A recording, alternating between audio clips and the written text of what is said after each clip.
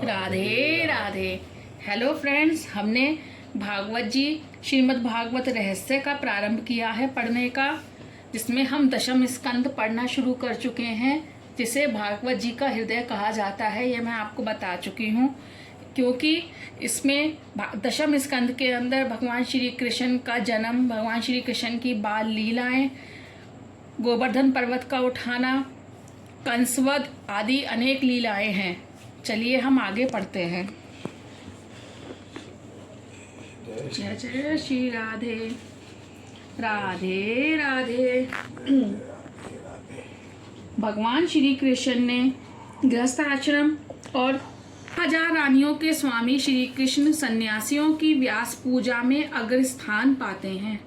श्री कृष्ण की दिव्यता तो देखो कि 16,000 रानियों के बीच रहकर उन सभी के साथ प्रेम करते हुए भी वह अनासक्त रहते हैं।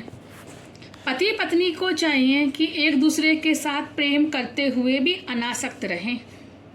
श्री कृष्ण सभी रानियों के साथ प्रेम करते हुए भी किसी भी रानी में आसक्त नहीं हैं। आजकल लोगों ने प्रेम शब्द को भी कलंकित कर दिया है। जहाँ विकार और वासना है, वहाँ प्रेम नहीं, मोह ही है। श्री कृष्ण के बैकुंठ गमन का सुखदेव जी ने वर्णन किया है। उस समय युवा को लज्जित होना पड़े, वैसी दिव्य कांति भगवान के मुख पर थी। 125 वर्ष की अवस्था होने पर उनका एक भी केश श्वेत हुआ था और ना एक भी दांत टूटा था। ऐसा था उनका दिव्य स्वरूप। इसी कारण से तो वह योगियों को भी प्रिय हैं। सच्चे महायोगी का यही लक्षण है कि वह कभी बीमार नहीं होता। जिस योगी को बीमारी लग जाए, उसके योग में कहीं ना कहीं कोई क्षति होगी। श्री कृष्ण योगी और भोगी दोनों को प्रिय हैं। श्री कृष्ण लीला में सभी प्रकार के रस दिखाई देते हैं। साधारणतः साहित्य में नवरस होते हैं, हास्य, वीर, करुण, श्रृंगार, विभत्स आदि। श्री कृष्ण का हास्य विनोद भी अद्वितीय है। श्री कृष्ण के वीर रस का तो महाभारत में अनेक स्थानों पर वर्णन है। श्री कृष्ण प्रेम स्वरूप होने के कारण परिपूर्ण माधुर्य रस से भरे हुए हैं। अतः किसी भी रस की रुचि पुष्ट होकर अलौकिक प्रेम रस की प्राप्ति कराएगी। लौकिक आसक्ति धीरे धीरे विनष्ट होगी और अलौकिक श्री कृष्ण की आसक्ति रूप भक्ति प्राप्त होगी और जीवन सफल होगा। महापुरुष श्री कृष्ण लीला को निरोध लीला कहते हैं। मन का निरोध होने पर मुक्ति सुलभ है। मन का निरोध ईश्वर में ही हो सकता है, अन्य किसी वस्तु में नहीं, क्योंकि संसार जड़ है, मन नहीं। दूध और मिश्री की भांति सजातीय एक दूसरे में मिल जाते हैं, पत्थर एक रूप नहीं हो सकते। इसी प्रकार मन संसार के जड़ पदार्थों के साथ एक रूप नहीं हो सकता।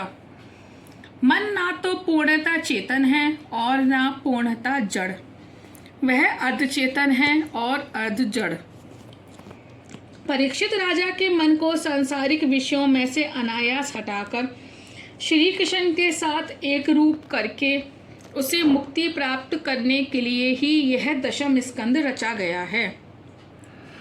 दशम स्कंद तो भगवान का हृदय है। इसमें श्री कृष्ण की वह लीला वर्णित है जिसने अनेकों को प्रेम पागल बना दिया। सनातन स्वामी कभी किसी राजा के महामंत्री थे।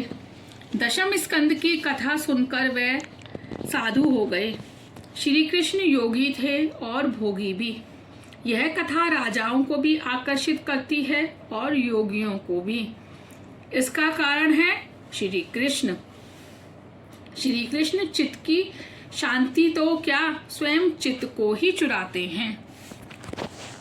भगवान कृष्ण की छवि, उनकी लगन, उनके प्रेम की कसक ऐसी है कि एक बार हृदय में प्रविष्ट होने पर निकलने का नाम ही नहीं लेती।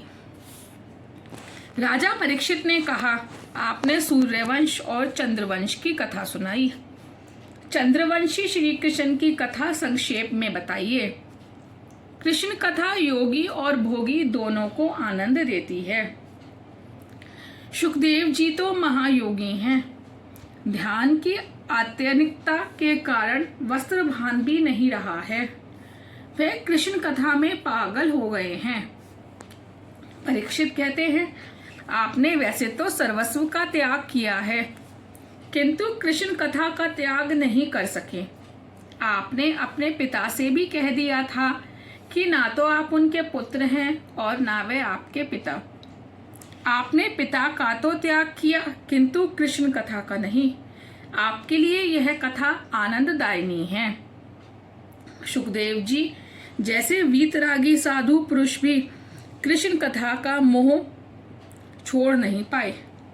महापुरुषों को लगता है कि जब तक नाक पकड़कर बैठे हैं अर्थात तप कर रहे हैं तब तक तो ठीक है, किंतु आसन से उठ जाने पर कब मन भागने लगता है उसकी खबर तक नहीं हो पाती। मन को निर्विषयी बनाओ, उसे कृष्ण लीला में पिरोए रखो। चिंतन करना है तो कृष्ण लीला का चिंतन करो। मन को निर्विषयी बनाने का आदेश वेदांत भी देता है। यह बड़ा कठिन काम है, इसलिए तो वैष्णव कहते हैं कि मन को प्रतिकूल विषयों में से हटाकर अनुकूल विषयों में जोड़ दो। वेदांती कहते हैं, जब आत्मा को बंधन ही नहीं है तो फिर मुक्ति का प्रश्न ही कैसे उपस्थित हो सकता है। वैष्णवों को भगवान की सेवा में ऐसा आनंद मिलता है कि मुक्ति की वे इच्छा ही नहीं करते हैं। योगी जब तक आंखें मूंद कर समाधि में बैठे हैं तब तक उनका मन स्थिर रहता है, किंतु योग अवस्था में जागृत होने पर आंखें खुलते ही उनका मन चंचल होकर सांसारिक विषयों में खो जाता है। ऋषि विश्वामित्र ने आंखें मूंद कर 60,000 वर्ष तपस्या तो की, किंतु आंखें खुलते ही वह मेनका की माया में फंस गए। अजी, खुली आंखों और खुले कानों में समाधि लगे, वही समाधि सच्ची समाधि है। समाधि के दो प्रकार हैं, जड़ और चेतन।